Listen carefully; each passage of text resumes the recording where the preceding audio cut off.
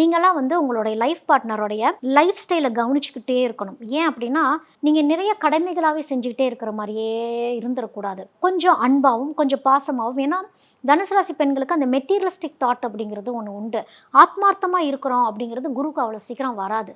அப்போ அந்த ஆத்மார்த்தமான ஒரு பகிர்தல், ஆத்மார்த்தமான ஒரு லைஃப் ஸ்டைல்குள்ள, அதாவது லைஃப் பார்ட்னரை நம்பி இருக்கிறதுன்னு ஒன்று இருக்குது, அன்போடு இருக்கிறதுன்னு ஒன்று இருக்குது, கடமைக்காக இருக்கிறோன்னு ஒன்று இருக்குது. இது எல்லாமே பேலன்சிங்காக இருந்துட்டா நல்லாயிருக்கும்.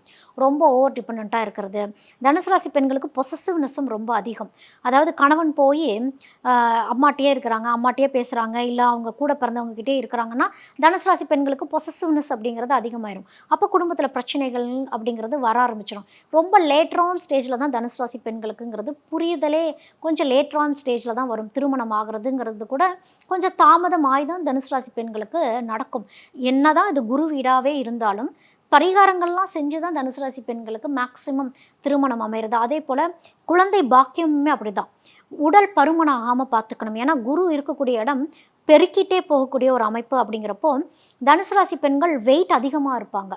அந்த வெயிட் அதிகமாக இருந்து அதுக்குள்ளே போய் சிக்கிடக்கூடாது. பாடி ஆக்டிவிட்டீஸ் சனியை ஆக்டிவேட் பண்ணணும். சனியை ஆக்டிவேட் பண்ணுறதுங்கிறது என்னென்னா, ஒரு ஜிம்முக்கு போகிறது, ஒரு யோகா பண்ணுறது, உடல் உழைப்பு, ஏதாவது ஒரு கேம்ஸ் விளையாண்டு பாடியை ஃபிட்டாக வச்சுக்கிறதுங்கிறது ரொம்ப ரொம்ப அவசியம் தனுசு ராசி பெண்களுக்கு. இல்லைன்னா அந்த ஒபிசிட்டியே வந்து உங்களுக்கு பெரிய ட்ராபேக்காக மாறிடும்.